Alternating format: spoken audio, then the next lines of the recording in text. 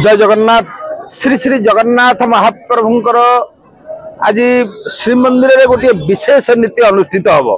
जहाँ को आम राहु रेखा लगी बोली महाप्रभुंकर कही था जेहेतु भाद्र मास कृष्ण पक्ष पंचमी संयुक्त उदयकालीन तिथि की पंचमी रहिले प्रभुंकर राहु रेखा लगी हुए से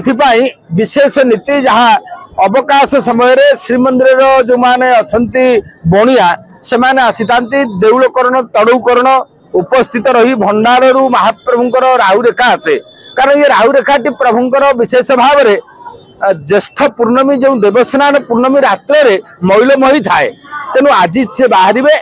शुद्धपूत भाव में मजा ही सफाई थांती एवं भोग मंडप पर महाप्रभुंकर जो माने दैतापति एवं पति महापात्र सुधस्वार पालिया मेकाप पालिया पढ़ियारी एमानकर संपृक्त सेवक मान द्वारा महाप्रभु पाखे लगी हुए विशेष भाव में बाड़ग्राही माने लगी करी तीन बाड़े एवं जहाँ होचंती पति महापात्र संस्कार करदेले प्रत्येक बाड़े बाड़ग्राही माने होचंती जगन्नाथ महाप्रभुंकर बड़ ठाकुरंकर एवं देवी सुभद्रांकर ये राहु रेखा लगी हम ये गोटे प्रसिद्ध पर्व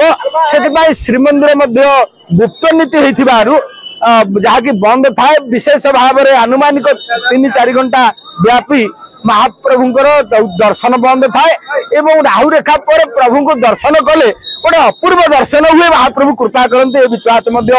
भक्त समाज रही।